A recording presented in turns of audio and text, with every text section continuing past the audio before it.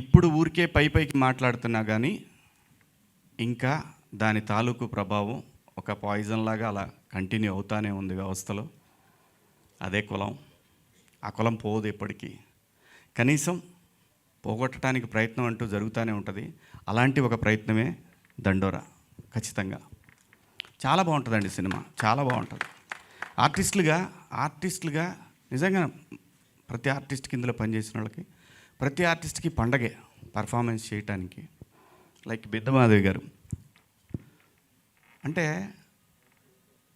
మలయాళీ ఆర్టిస్టులు చాలా బాగా చేస్తారు, తమిళోళ్ళు చాలా బాగా చేస్తారు అనుకుంటే కాదు. వాళ్ళకంటే బాగా చేసే ఆర్టిస్టులు తెలుగులో చాలామంది ఉన్నారు అని అనటానికి ఈ సినిమా మీ అందరి ముందుకి రాబోతూ ఉంది. అదైతే నిజం. చాలా బాగా చేసింది తను, చాలా బాగా చేసింది. తన ఫేస్లోనే ఏదో ఒక తెలియని మ్యాజిక్ ఉంటుంది. క్యారెక్టర్లో అంత బాగా ఇన్వాల్వ్ అయిపోయి చేశారు. అలాగే నేను అనుకున్నాను నవదీప్ విషయంలో తెలుగు సినిమా ఇండస్ట్రీలో ఓ పెద్ద విలన్ అవుతాడు అనుకున్నాను నేను. అంత పొటెన్షియల్ ఉన్నటువంటి ఆర్టిస్ట్ నవదీప్. నిజమండి ఇది. తన ఐస్ దాన్ని ఇంకా ఎవరు వాడుకోలేదని నాకు ఇప్పటికి కూడా ఫీలింగ్ ఉంది. చాలా గ్రేట్ యాక్టర్ తను, గ్రేట్ యాక్టర్. నేను ముఖస్తుతికి చెప్పట్లేదు.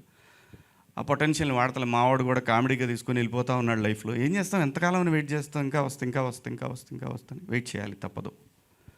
కానీ ఖచ్చితంగా అవుతాడు. చూడండి మీరు నా మాట, ఇది ఊరికే పోదు ఈ మాట, ఇదైతే నిజం.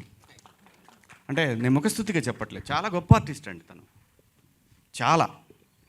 అలాగే మనోడు నందు కానివ్వండి, తమ్ముడు కానివ్వండి, అందరూ చాలా చాలా చాలా బాగా చేశారండి. ప్రతి ఒక్కళ్ళు ఇన్వాల్వ్ అయిపోయి చేశారు. ఇన్వాల్వ్ అంటే అది వచ్చినప్పుడు పులికి గనక ఆకలి మీద ఉన్నప్పుడు ఒక జింక దొరికిందా, దాన్ని ఎలా అయితే చిత్రవదలు చేసి తినేస్తుందో అలాంటి పాత్రలు ఇక ఈ సినిమాలో ప్రతి ఒక్కళ్ళకి దొరికినాయి. సో అందరూ చెప్పే మాట సినిమా చాలా బాగుంటుంది, మీరు అందరూ చూడండి అని. ఖచ్చితంగా ఈ ఇయర్లో గుర్తుంచుకునే ఒక సినిమా మాత్రం అవుతుంది ఈ సినిమా.